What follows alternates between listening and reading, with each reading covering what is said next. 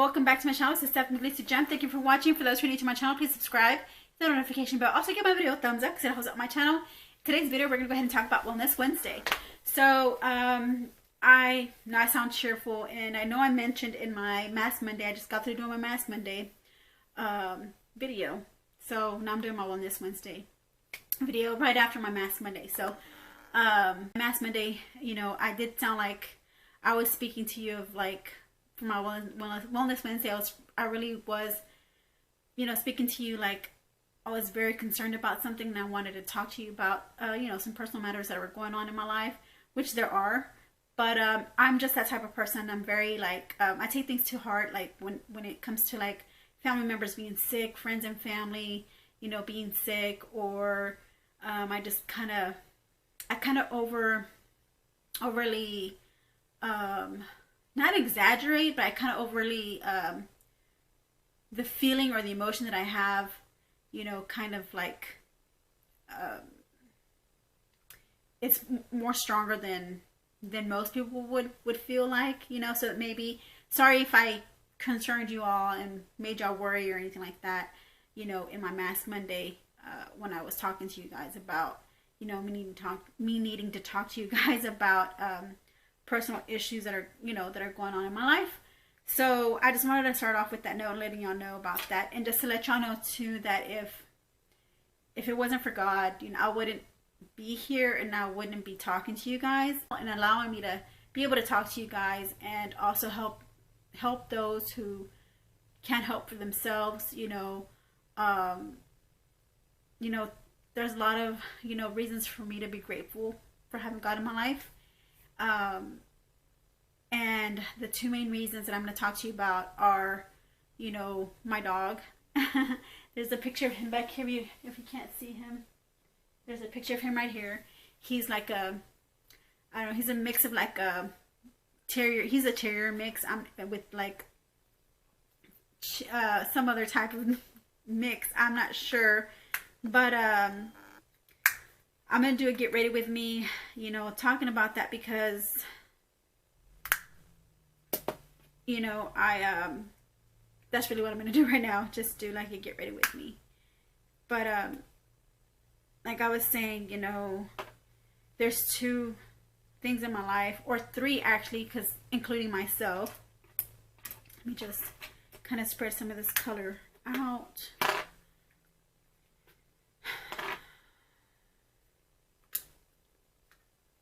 So I'm going to use this brush here. So like I was saying, you know, there's three things in my life that I am thankful for. And one is my dog. His results came back that his tumors were benign. This is the reason for surgery. If you're new to my channel and you do not know what the background is on my dog, it's just that he had tumors, and they had to do surgery on him. And it came around a time where, you know, money's tight, and I was already on the verge of losing my job. So that was concerning to me, you know. So yeah, I had to, you know, use credit help, you know, credit card help, you know, for this surgery for my dog. But the good news is that my dog came back with the tumors being benign. All it is that he has issues with his skin. He has like a skin condition where his hair follicles. And a friend of mine, I want to give her a shout out, which is her name is Gloria. She was one of my winners for one of my giveaways for the month of June. She had sent me some information on folliculitis, and I talked to the doctor about it, you know, because they were telling me there was no kind of remedy for what my dog, the condition my dog had, which, you know, was his hair that was causing his fur, you know, the folic acids in his coat was causing his was causing him to have, you know, tumors in his skin. And they were saying that there was nothing that they could do about it, that they apologize. You know, I mean, not that they apologize. I mean, there was nothing for them to apologize for. What I'm saying is that they there was nothing they can do about it. Like, all they can do is, like, if he starts to get him again, all we can do is just resource to surgery again. And I was not going to go through that again, because surgery is very, very expensive, and I don't have the means to, if it wasn't for that, for the care credit that I received to pay for his surgery, he wouldn't have had surgery at all. He would have still had, we would have still have been in the unknown if his tumors were benign or if they were active. So the good news is they're benign. They're not active anymore. So that's the good thing about that. And then he's recovering very well. So that's good news about my dog. Good news about my dog, that he's recovering. He's doing very well. He's eating. He actually gained a pound already, which is totally awesome. He gained a pound already. And yeah, so he's being well taken care of, so he's being well taken care of. And so now, which leads to me. Okay, so I have been in a situation where at work, I don't know, it's an ongoing situation that was going on at work, where I was being told to multitask. Not told to multitask. I already knew how to multitask. So really, the supervisor and managers there didn't have an issue or a problem with me doing that, because I do really good at what I do. I'm a very good, hardworking employee, and I've been there for 2.5 years already with the company. So I kind of already know how to handle certain situations when it comes to customer service, when it comes to, running the front line, running areas around the restaurant place, working the restaurant, running around the areas in a restaurant where they can feel comfortable. They felt comfortable with me being up there by myself with new employees that, they're just new hires. Excuse me, they were new hires, and they didn't have the experience. They didn't have to experience anything that they're gonna have to experience later on in the, once they've been there long enough. The reason I say that is because it takes time for them to build that skill to be able to multitask at the restaurant business. One, because you're new and you're having to run a lot of machines, run a lot of duties. You have to run a lot of duties, multitask, be able to do that, and in a certain order, for it to get done. Because if you don't do it in that right order, or if you don't, how there's priorities that you have to follow first before checking on anything else.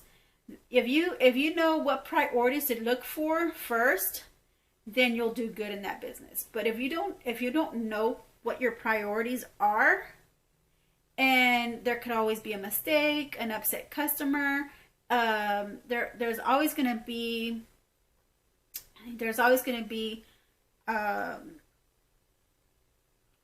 something that's gonna, like a wrench, a monkey wrench that just hits you, So with that being said, I can see how the company, the store, the actual restaurant, how much stress they would be put through, having to go through all that with the new employees. Well, so I had all that stress that was going, so I had been going through a lot of stress. I've been, feeling like overwhelmed. I've been feeling like, not that I wasn't getting praised, but I just kind of felt like things were just changing for me there, and not in a good way, as far as like, in a good way because they gave me a raise, but then in a bad way because I wasn't expecting what they wanted me to do. What they wanted me to do is take a pay cut, and I think I talked to y'all about this in a past video that they were asking me to take a pay cut, and I wasn't going to say yes or no to that, because, you know, I mean, it's not fair. It's not fair that you're asking me to take a pay cut when you have all these other employees that are able or are capable of doing the same thing that I can. So I was confused what was going on. So I'm going to give y'all some kind of like advice on that aspect. Okay, so I'm gonna give y'all some advice, and I'm gonna try to go fast because I know I've already been like 12 minutes into this video, and well, I don't know how many. I know I've been in this video for quite a while, so I'm gonna hurry up and just finish what message I want to send to you guys about wellness. Okay, so a job can be stressful. You can get depressed, you can get stressed, you can get anxiety, and so, you know, and then on top of all that, my mom's in the hospital again. Like I mentioned, I'm not sure if I mentioned that in the beginning, but my mom's in the hospital again. So that's why my voice sounded very concerning in my Mask Monday, you know, video, because it had to do with my mom. And so I'm praying, you know, to make, you know, and I know and I have faith that my mom will be fine. You know, I have to keep a positive aspect in life on things, you know, when even things look like they're kind of grim.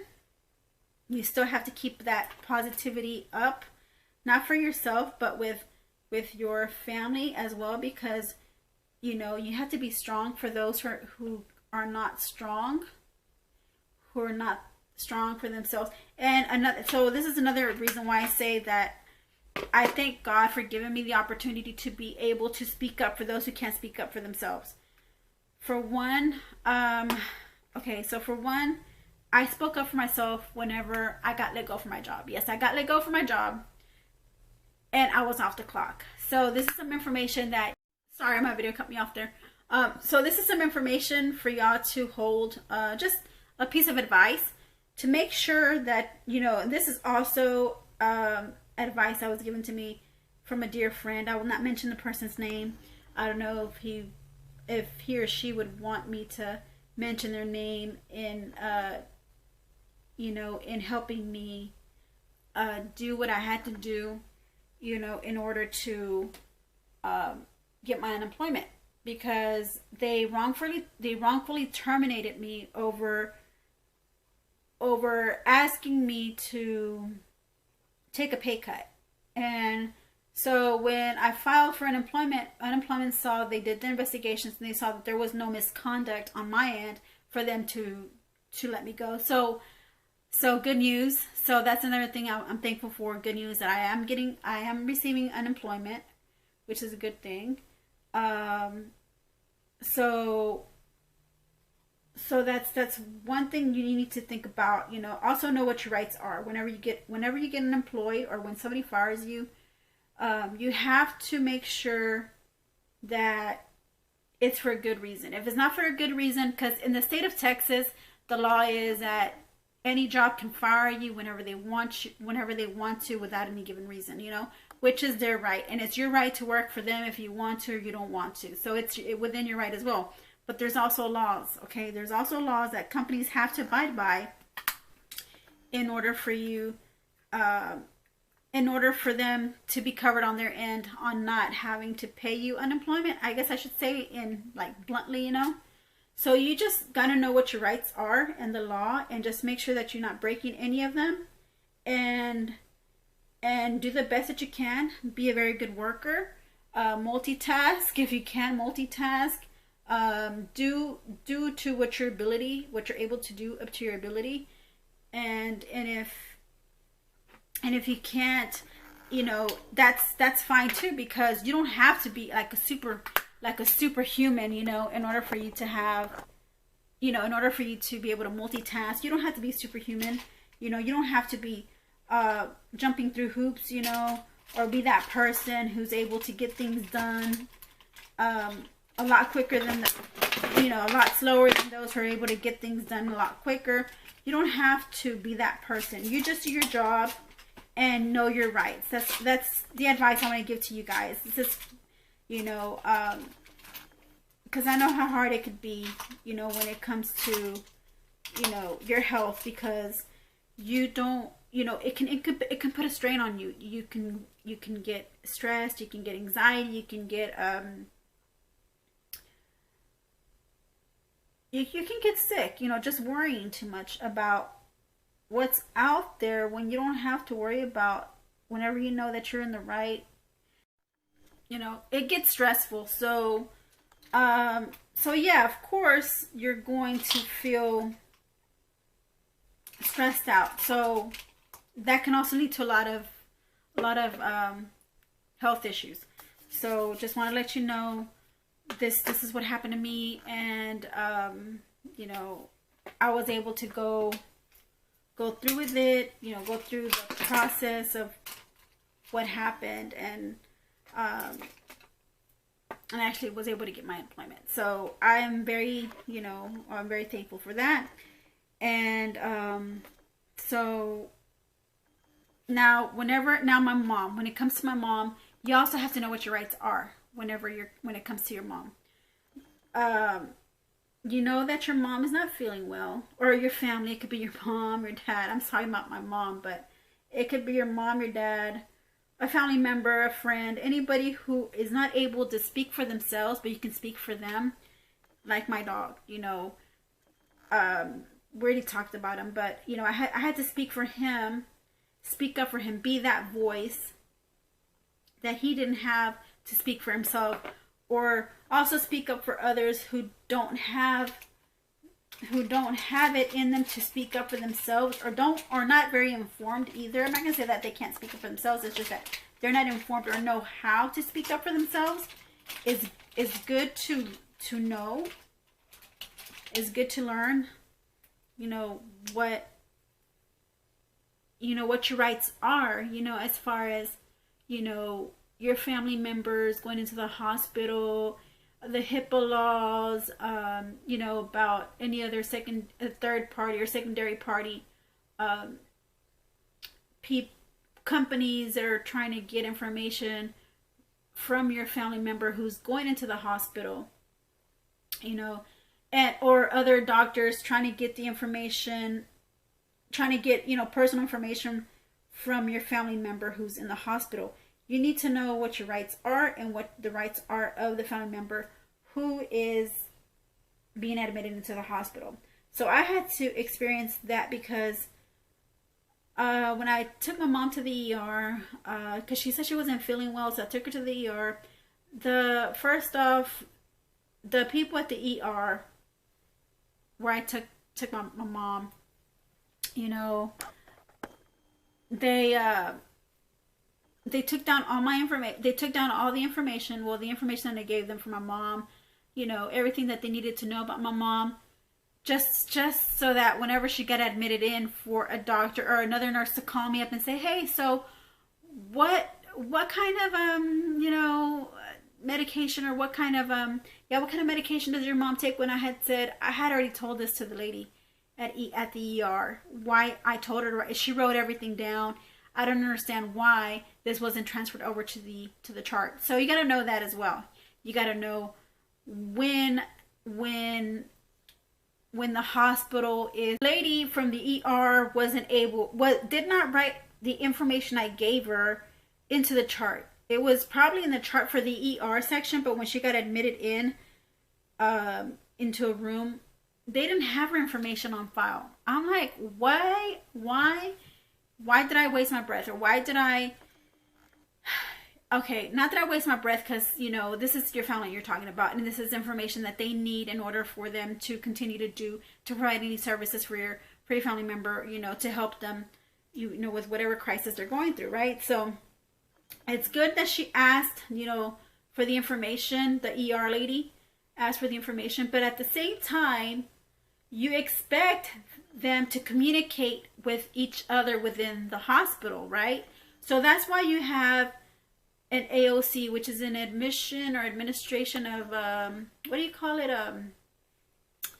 What are they called? It's AOC, but I forgot what it stands for. They're the ones who oversee that make sure that the nurses are doing what the staff is doing what they're supposed to, or a patient advocate. That's who I needed to speak to, a patient advocate, because when you start having issues with the nurses, you know, or the staff, because, you know, you have the doctor, you have the nurse, you have the medical assistants, you have all the other techs. So all these 4 systems need to work together. All those 4 systems need to work together in order for them to succeed, you know, in giving the patient the help that they need and giving them the customer service that they need. And if they're not working together, it's not going to work. Okay, so that's why there's a patient advocate. There's a patient advocate person who is in charge of all that, to make sure that all the lines of communication are not broken.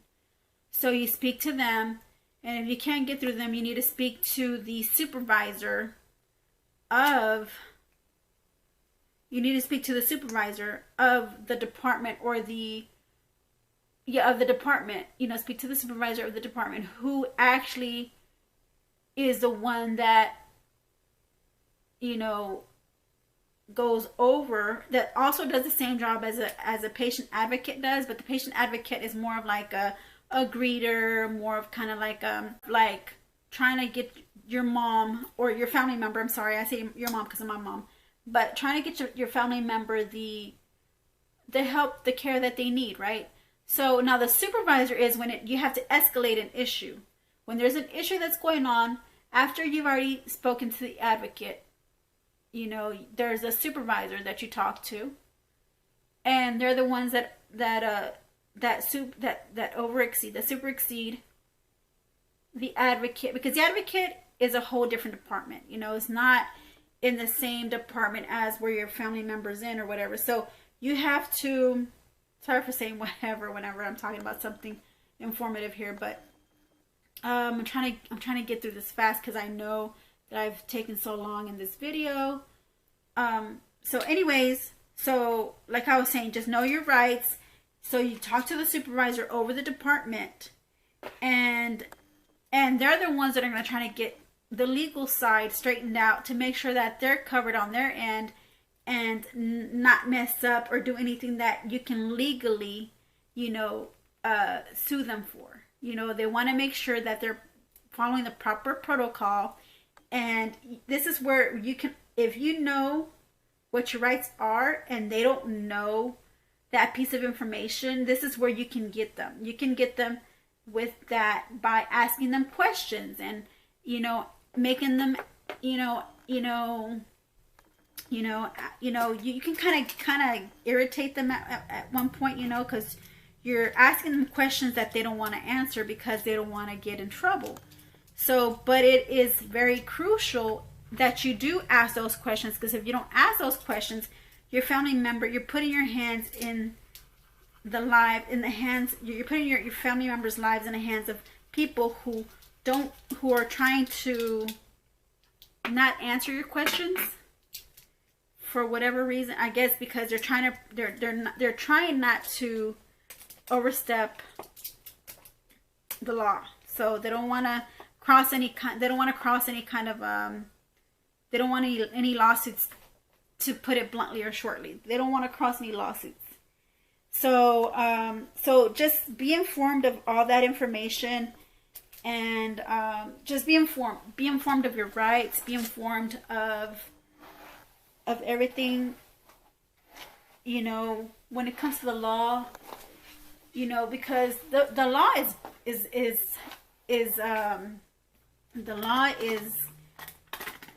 big. It's huge. I mean, there's a lot of information that you may not know about that can actually help you, you know, because there's a whole bunch of plethora of laws that can be broken, and you may know this, but the other person doesn't know. And like, so that's the reason why it's good to inform yourself about the law.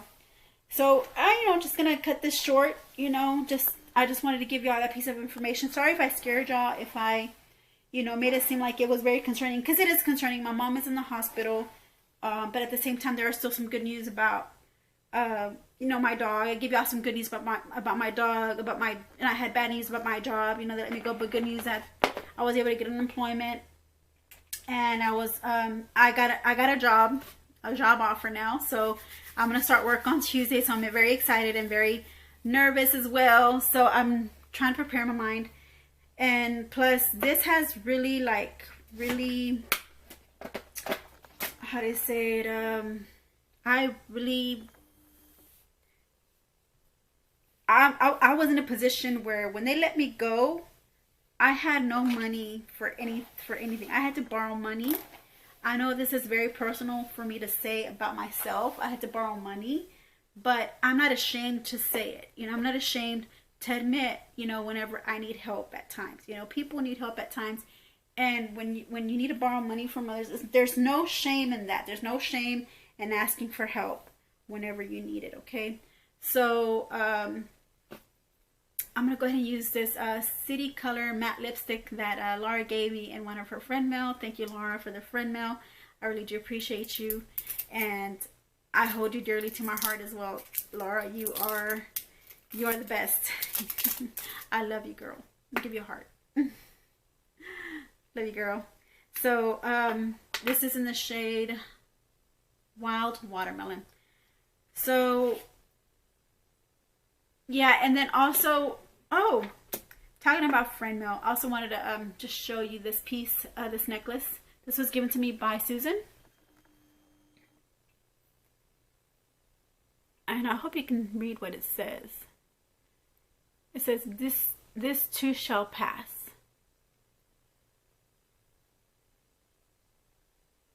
And that is so true. I love the rhinestones on it too on the other end. So I keep this near me dearly because, yes, this too shall pass. Whatever obstacles that are coming your way, like I had mentioned, like I had said at the beginning of the year, we're gonna have some. It's like, I think 2022 is gonna be one of those years that are gonna be like a roller coaster ride where things are gonna go up and you're gonna have some down slopes, and then you're gonna go back up and down slopes. But just know that it's balancing out. Now with the economy, I really don't pay attention to the economy as much. I mean, I know that we're in an inflation. It smells good. It smells like candy. I love the way it smells. With the inflation and the economy, I'm not sure how well balanced that is. The only way is if the prices are going up, maybe your wages should go up as well, because of the cost of living is starting to get too expensive. So that's my opinion. But sometimes it just doesn't work out that way. I mean, we don't live in a world with, lots of rainbows and with rainbows and blue, with you know what I'm trying to say, right? We don't live in a world like that. We don't live in a fantasy world. We have to be realistic. Employers are not going to give you more money because of the cost of living, because of, of the inflation. They're not going to do that. So, but thank you for being here today. Thank you for taking the time to hear me out, and also giving you some information on how you can inform yourself on the law, and asking questions and speaking up for others who can't speak for themselves. And there's always information. You can always get information from your local police station, hospitals, clinics, hospitals, who else? The fire department. There's also a lot of information that there's information that they can give you in order for you to, ask for help whenever you need the help, and know what your laws are. So yeah, you can go to the, you can there's also, I'm not sure if you can go to the courthouse and they can have information like that as well. You would think they would, but I'm not quite sure about that. I just know that, you know, I know that police stations, fire stations, hospitals, you know, guidance counselors. I mean, I'm not sure if there's a line that you can call, like a crisis line in your area that you can call and they can give you the resources. We have a crisis line that we can call, and there's also information for benefits for those who need money and food, shelter. There's also information that you can get that in your local, you know, your local shelter. You know, you can also get information like that as well, and they can also give you more resources on like crisis situations, you know, that you can get out of and know your rights about it. All right, so I just wanted to go ahead and cut this short because I know I've gone too long, but I'm glad y'all were able to join me here today. This is the look that I created. Sorry about the lighting. I didn't put my ring light on today, so this is the look that I have on today. I know it's kind of out there. I'm going to take it off here in a bit, but thank you for getting ready with me and listening to what I have to say about the law and wellness today. Thank you. Have a great day. Bye.